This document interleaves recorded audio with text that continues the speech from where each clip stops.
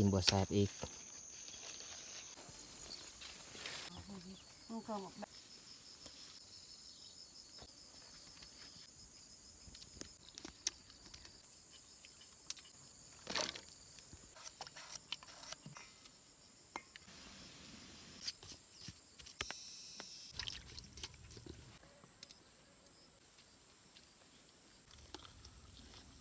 เพิ่นเอามาให้เฮาตัวหนึ่งการให้การฮับนี่แม่นสำคัญสุดอยู่บ้านนอกเฮา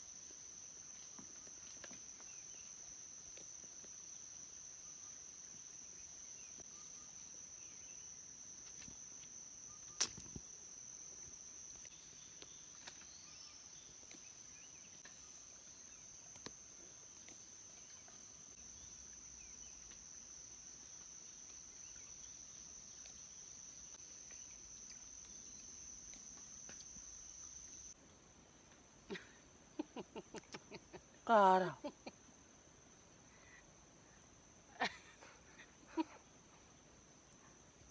cái lợp tàu rồi đó cao ไอ้เราพอกันใหญ่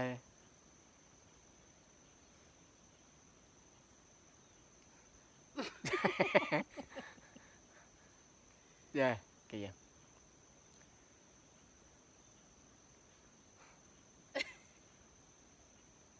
cái tiếng lợp tàu hả và đòiเย้กราบทักทายสบายดีพ่อแม่พี่น้องเบิดสู่ครูสู่คน กราบสบายดีพ่อแม่พี่น้องเมื่อสุขูสุขคน สำหรับตอนเช้าวันนี้ขอยกับผ้าเตื้อยยางเขาไปสวนสาลีหรือว่าสวนข้าวโพดที่เฮาได้ไปเสียหญ้าในเดือนก่อนๆเนาะด้นและบ่ได้เข้ามาเบิงวันนี้สิขึ้นมาเบิงแล้วก็สิเก็บเอาเลยสาลีหรือว่าพืชผักที่เฮาปลูกในสวนหันมากินเนาะช่วงนี้ก็น่าจะมีมากมียอดแล้วเนาะไปไม่แต่เฮาไปเบิ่งไปติดตามชมนำกันเลยถาน้ำที่กระเจ้าอาบน้ำเพราะว่าลุงเพิ่นทางปลาเฮ็ดให้อยู่นี้ใกล้ๆใกล้ๆห้วยนี้เพิ่นก็มาอาบน้ำอยู่นี่แหละตรงไว้ใส่คุ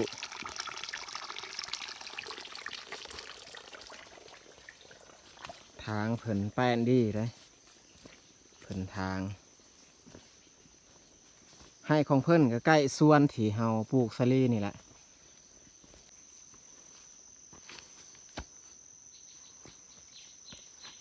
โอ้เพิ่นเจาะเอาน้ำตาวอันนี้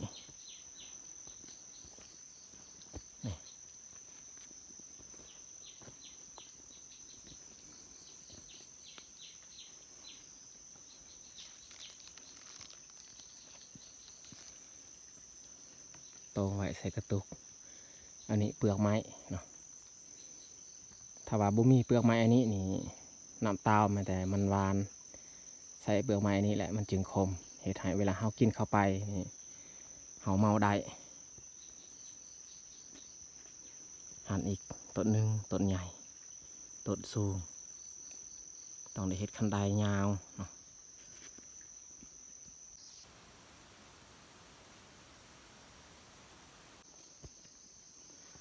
มาฮอดสวนสาลีแล้ว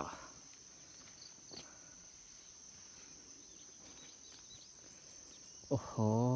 ทุกคนเลยสาลีนี่มีมากแล้ว บางพักแก่แล้วนี่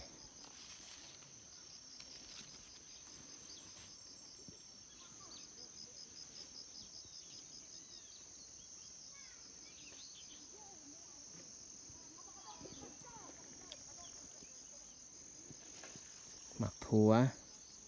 หรือว่าถั่วดิน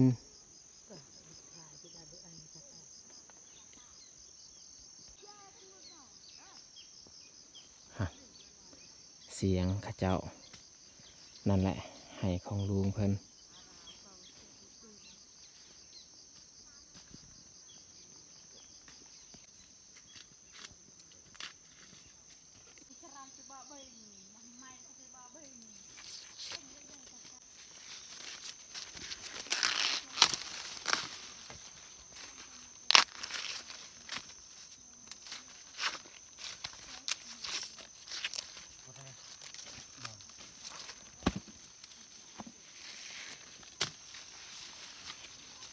หักอันพักมันแล้วก็ตัดทิ่มเลยต้นมันเขาเก็บก็เก็บบ่หลายดอกเก็บซ้ำเขากินนี่แหละโอ้ทุกคนนี่น่าจะแม่นนูมาขวดกินถั่วดินอันนี้บอลที่มันขวดกินนี่นี่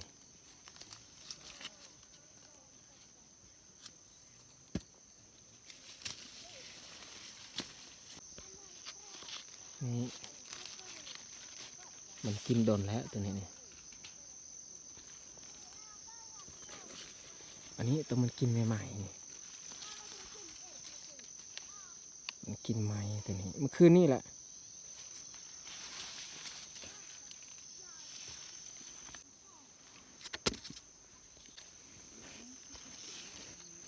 นี่อีกมันกิน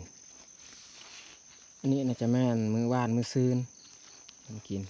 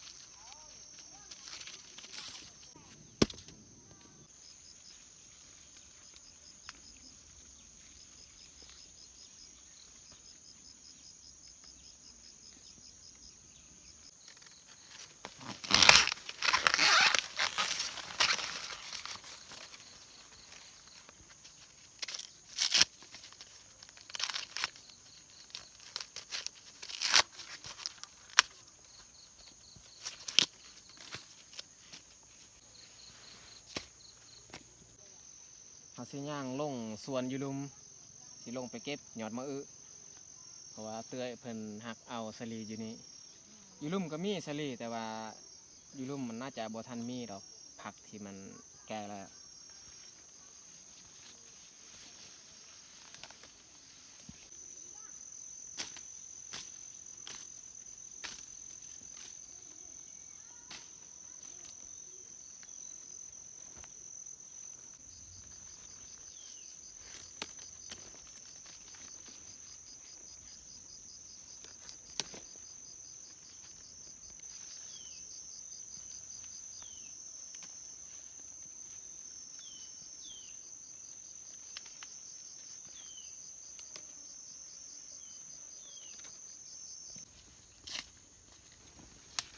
มี2 ยอดเก็บเอายอดหนึ่งจงใบยอดหนึ่ง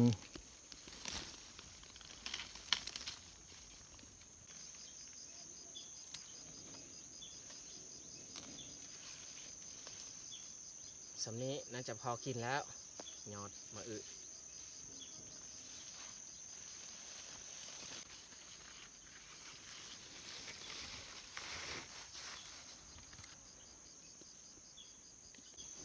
อันนี้หมากแตงสำนี้ผู้ดีเก็บเลยมันเริ่มเรื่องแล้วถ้าว่ามันเรื่องเกินไปมันก็กินบวแสบอีก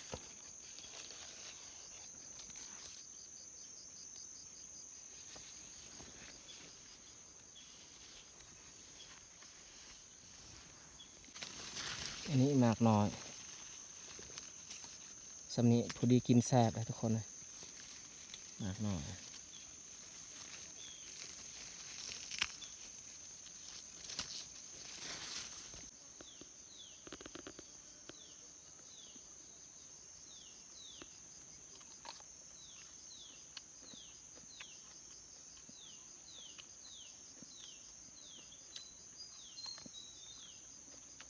เนื้ออ่อน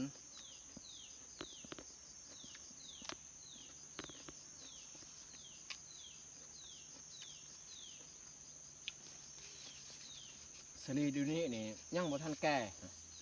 เห็นป่ะโคนมันยังอ่อนๆส่วนอยู่เทิงฮันมีบางพักแก่แล้วบางพักแต่ยังแบบนี้คือกันข้าเจ้ากำลังเก็บเอาสลีของข้าเจ้าอยู่นี่นี่มันแก่แห้งแล้วตามเขาสังเกตเบิ่งใบมันก็เหี่ยวแห้งแล้วก็คือของเฮามันยังอ่อนสัมพอดี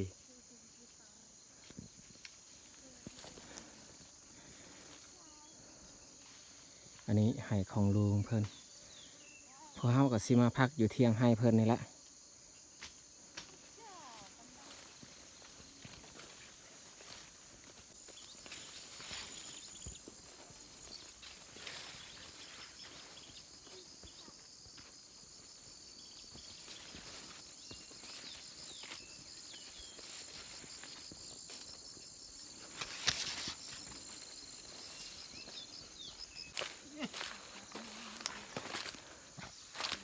ลุงกับป้าก็ขึ้นมาอยู่เทิงหา ใช่ไงเต็ม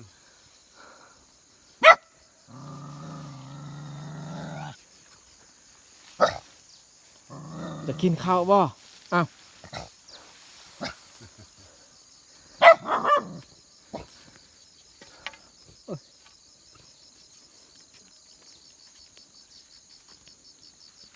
น อกก็เปลี่ยน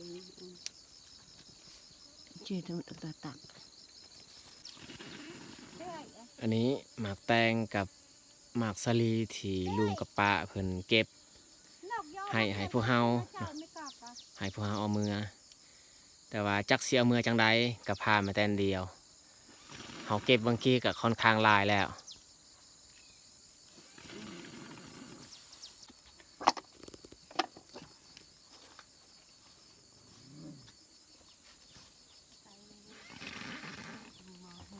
มันก็บอกใบอยากเปลี่ยน ไอ้ไก่ ปลาลายไงเต็มไปขลายดิมันก็กูเต็มก็บุเต็มคันนี้จ่อหัวบ้างไงเป็ดสันนี้จะมาเอาจาเรากู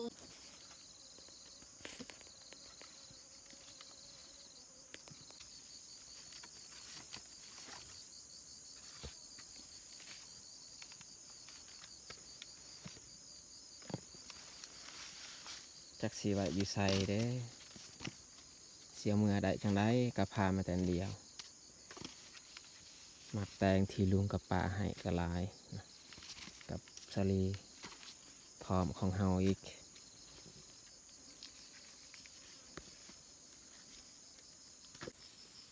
เอากองไว้สลีบอนหนึ่งหมากแตงอีกบอนหนึ่งเอากองไว้สลีนี่แมันเฮาสิยัดใส่ถุงยางอันนี้หมากแตงนี่ยัดใส่กระพาเพราะว่าหมากแตงนี่มันหนักยานว่าถุงยางฉีก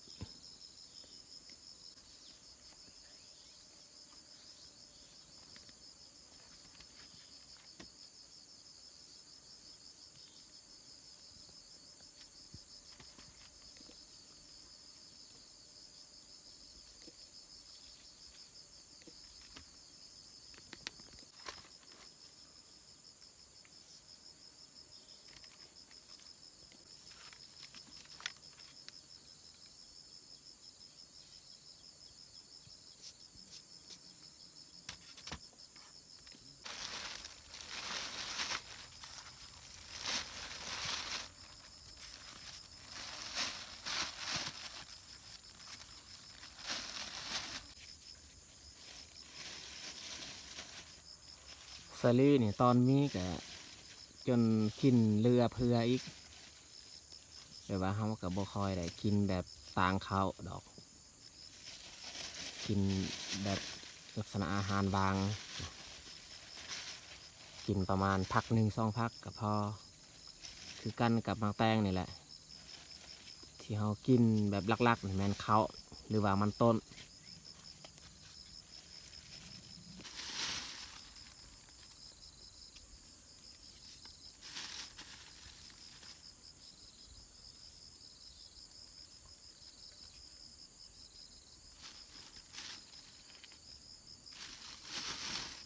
เรียบร้อยอาเตยเพิ่นเก็บเมียน แต่ว่ามากแป้งหันเรือจากกระพาเนาะเรือจากกระพาต้องปะ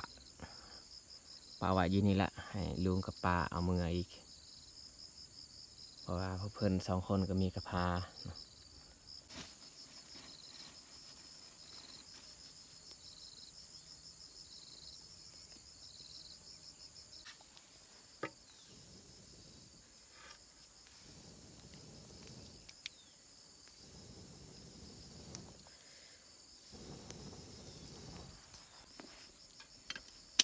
ไอ้เตยเพิ่นสิจี้หมากสาลีกับถั่วดินสาลีที่เอาหักใหม่ๆสดๆเนี่ยยังหวานดีแซ่บเนาะรสชาติมันคันว่าเฮาได้ปะแล้วมือหนึงมันบ่ค่อยคักปานใด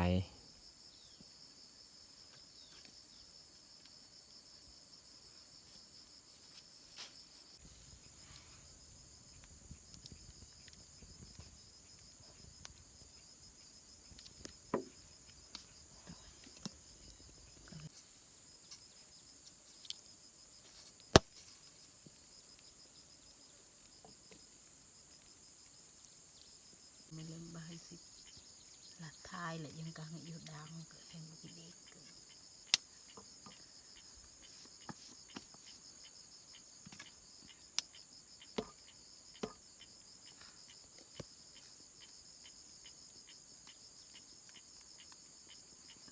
น่า กินสาลีก้อนทุกคน ยังตะแม่ก็ตึง สาลีที่เมียจี้ให้ หรือว่าอาเตื้อยนี่แหละคันสิเอิญเมียกับ FC ว่ามันบ่คักคำเบาที่แบบว่ามันบ่สุภาพปานใดเอิญชื่อมันจึงเหมาะสม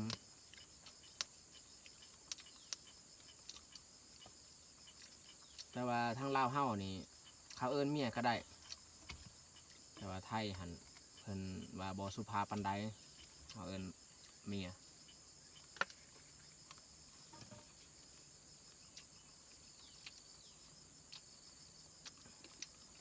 นัวดีเลย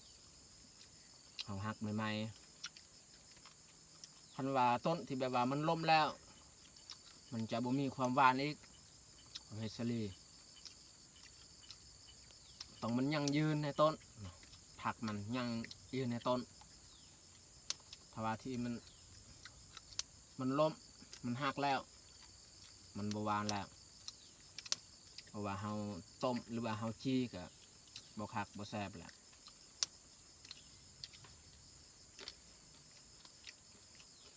อันนี้ถ้าว่ามื้ออื่นเฮาจิกินก็บ่แซ่บอีกกินมื้อนี้มันจึงแซ่บตอนหักใหม่ๆ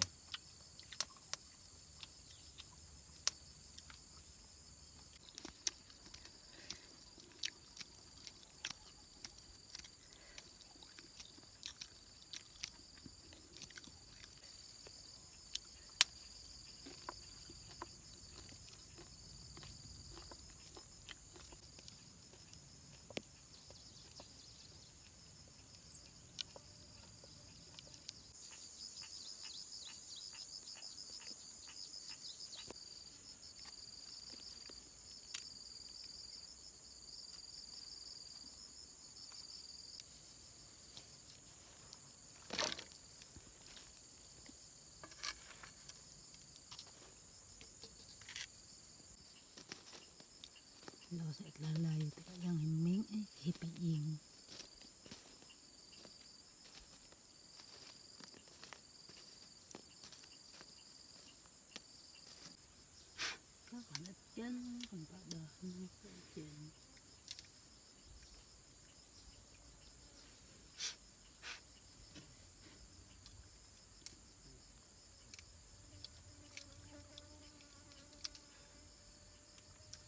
มันคักมันในถั่วดิน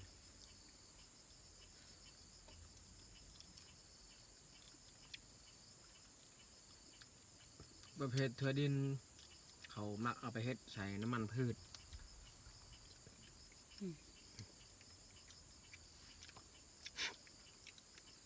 กินร้ายกับบุรีประเภทมีน้ำมันลาย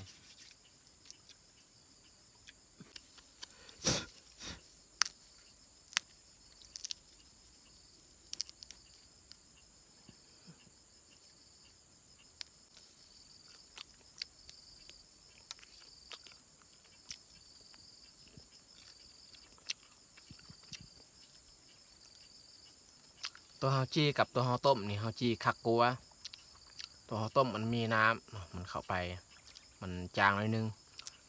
ตัวเฮาจี้นี่แซ่บแต่ว่ามันจี้ร้ายบ่ได้จี้น้อยๆมันจึงสุกใบ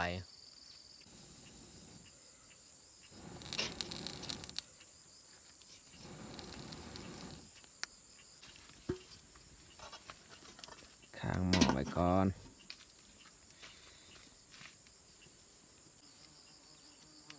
แล้วเตยเพิ่นสิเฮ็ดแกง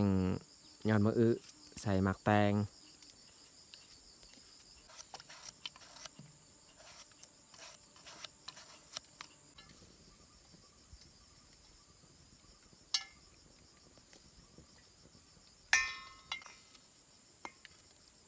สีนแห้ง2 เส้นใส่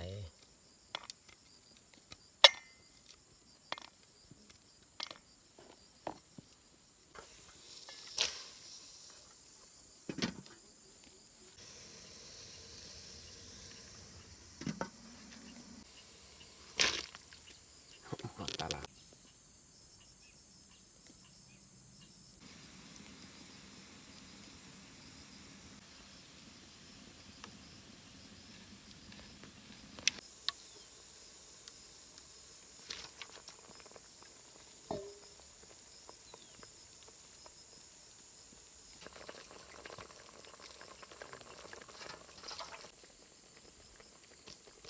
ใส่หอมบัวสุดท้าย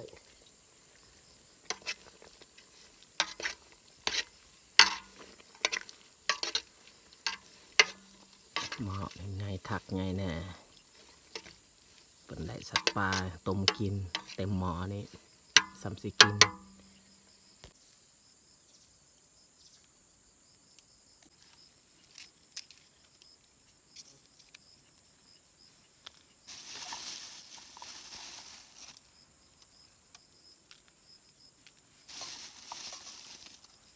หมักแบบเผ็ดบ่หรือว่าแบบธรรมดา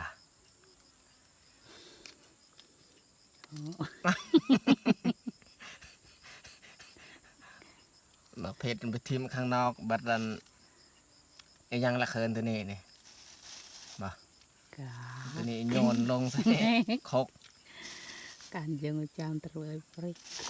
ก้นมันละสิแมน ก่อนมาว่า ก้นหมักเผ็ดสิตำส้มหมักแตงนะพี่น้องเอ้ย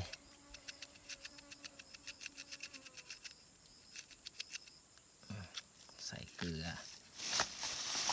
โปรยแตงนัว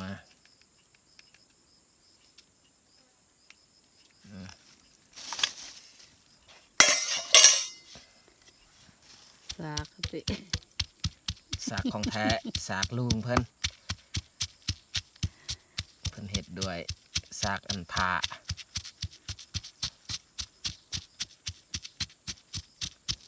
กะปิอีกจับครั้งหนึ่งใส่กะปิโอ้กะปิกระเบิดแล้ว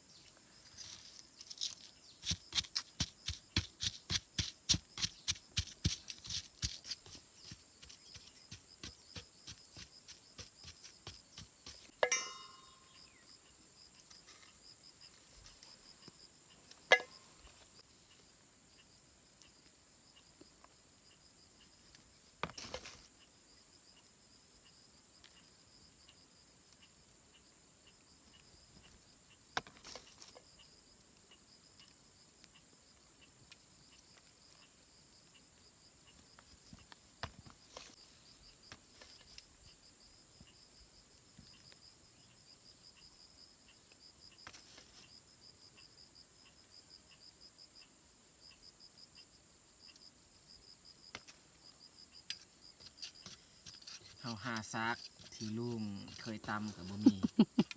เพิ่นก็ตำกับอันดามพระ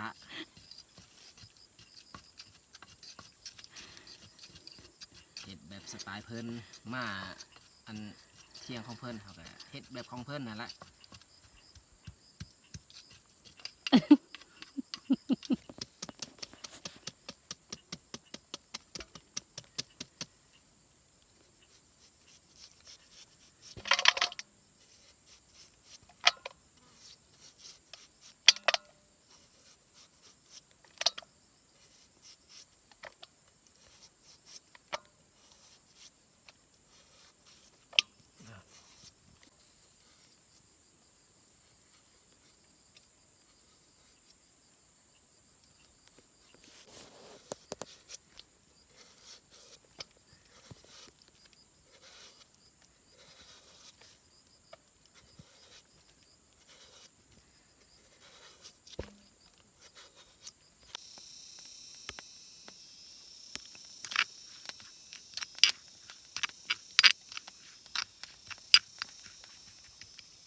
ตำใส่โคกนี่บ่ได้โคกก็ เหมาะกับซากนี่แหละ ต้องตำใส่กระสามเอาเนาะทุกคนเลยเย้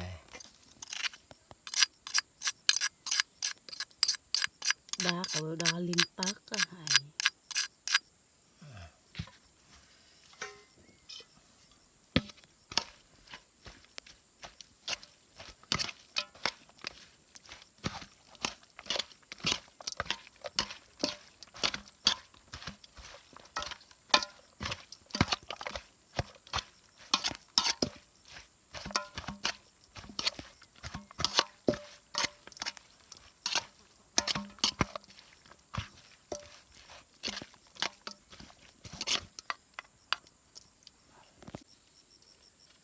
ลองซีมก่อนทุกคน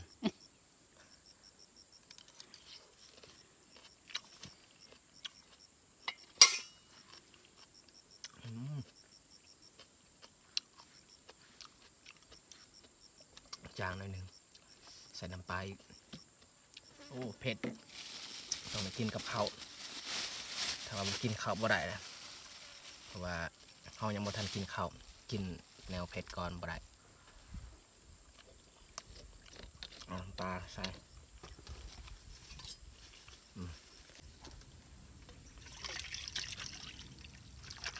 ใช่กอง เต็มถ้วยได้ กูยิงกูได้ถักเวบุ สำหรับอาหารตอนเที่ยงวันนี้ก็ได้แต่สำนี้ละสมหมักแตงแล้วก็ต้มหมักแตงคือกันใส่ยอดมะอึ chả chơi ตอนนี้ลุงกับป้ากับมาแต่เสียยาให้แล้วมาแต่เรากินข้าวพร้อมพานำกัน เอามาทุกคนมากินข้าวเที่ยงน้ำกัน มา จ้า พี่น้องมากินข้าวเที่ยงนอกจะนามันนี่ จะง่ายยังเดอก ตะหยัก จ้าเฮากระลามาเนี่ยก็กังมาก ะยิงกระปัง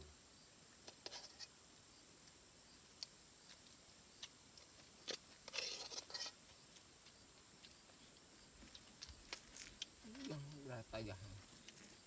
ก็เลยบอก จุ่มใบนี่ใบ เอาเลย โอเค คือถ้าเราน้ำปลาทำอาหาร บ้าบ้า ครับ nhỏ cho học rồi đi cho học nó tự đi qua đi đây tự cô thông ra có cho học nó là ca cơ rồi nó cha một có đạp จ้าเลยประมาณนี้เตะ cha เนี่ยตัวปลาลงมา กะยิงว่าจำกะตัส เนี่ยcác nó mới ra sự cho cái nào cả dân có được không ra cha ở trong mạng để chụp để giặt cái thằng ก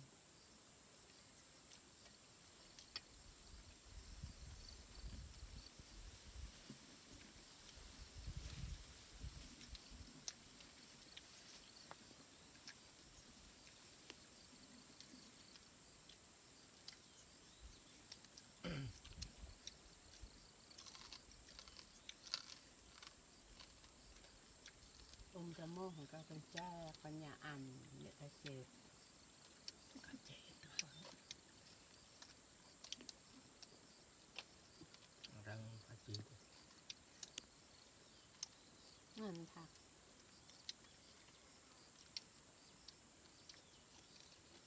nó nổi cái đất đà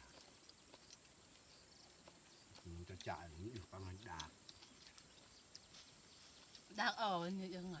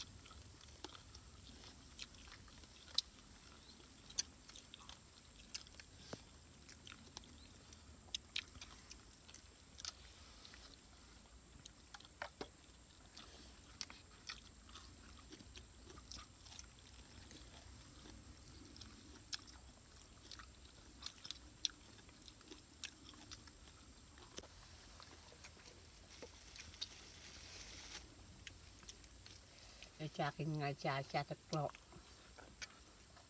งาจากงามรบ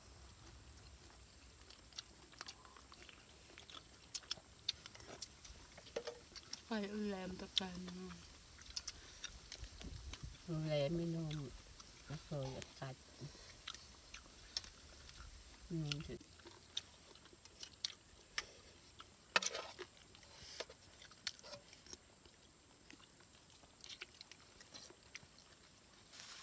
ยังรามบางกัง เขาแล้วนี่กิน แจง หมากเรืออีก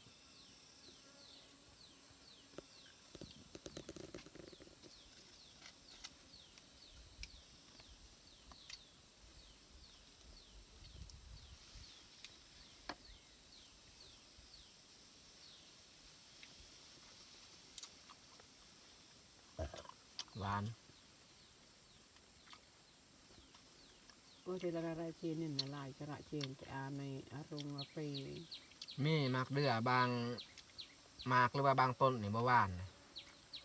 แต่ว่าต้นอันนี้หวาน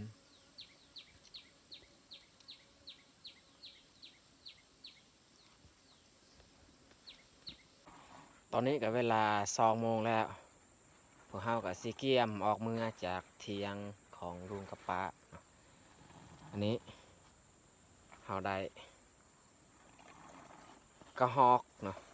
น้องเคยเพิ่นมาแต่ยามแฮวจากปลาเพิ่นได้กระฮอกเพิ่นเอามาให้เฮาตัวหนึง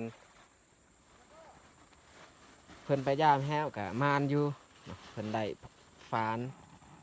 ตัวหนึงแต่ว่าตอนนี้เพิ่นก็ย่างเมื่อก่อนแล้วได้กระฮอกพอได้เอาไปเฮ็ดลาบเฮ็ดเกาะอยู่เฮือน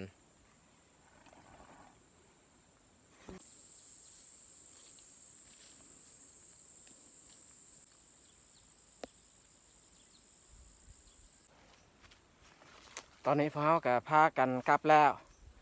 อยู่ในระหว่างกลางทางเต็มเลยกับพาเตือไอเจแล้วก็คออีกแบกใส่กระสอบอยู่นี่สลีคอยแบกส่วน